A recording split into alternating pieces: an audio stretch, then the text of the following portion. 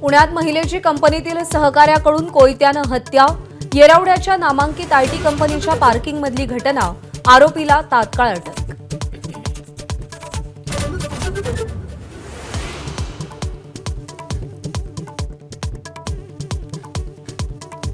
बुलढाण्यामध्ये बदलापूर घटनेची पुनरावृत्ती. 52 वर्षीय वसतिगृह अधीक्षकाचा 12 वर्षीय मुलावर लैंगिक अत्याचार. शासकीय वसतिगृहांची सुरक्षा ऐरणीवर.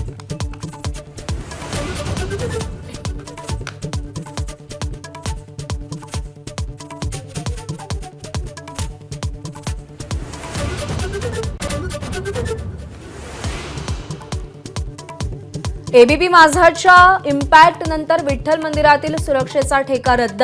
भाविकांशी अरेरावी आणि दर्शनासाठी पैसे घेण्याचा प्रकार माझानं उघड केला होता.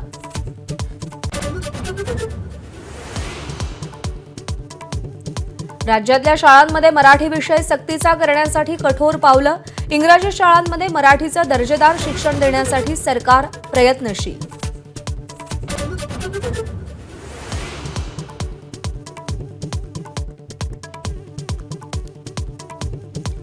जास्तीच्या परताव्याचा आमिष दाखवून टोरेस कंपनीचा लाखो मुंबईकरांना कोट्यवधींचा गंडाव.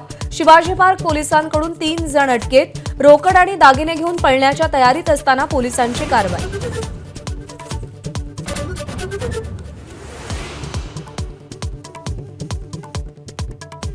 ग्राहकांना घराचा ताबा देण्यास विलंब करणाऱ्या मुंबईतील 3 बिल्डर्सना दणका. महारेराकडून 3 महिन्यांचा कारावास. पहिल्यांदाच महारेराकडून कठोर कारवाई.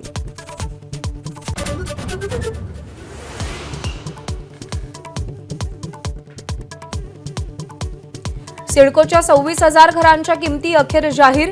ईडब्ल्यूएससाठी 45 ते 48 लाख तर एलआयजीसाठी 75 ते 97 लाखांची घरं.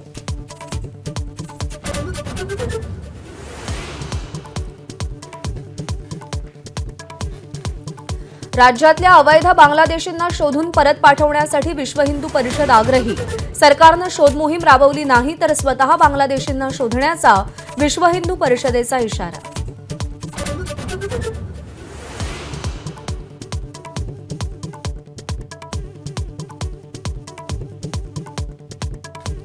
राष्ट्रीय स्वयंसेवक संघाच्या 9 स्वयंसेवकांना जन्मठेप. केरळच्या थलसेई न्यायालयानं शिक्षा सुनावली. 3 ऑक्टोबर 2005 रोजी सीपीआय कार्यकर्त्याची हत्या करण्यात आली होती.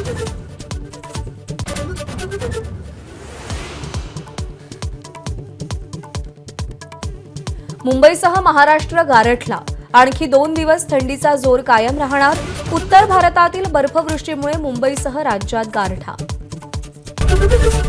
एबीपी माझा, उघडा डोळे बघा नीट.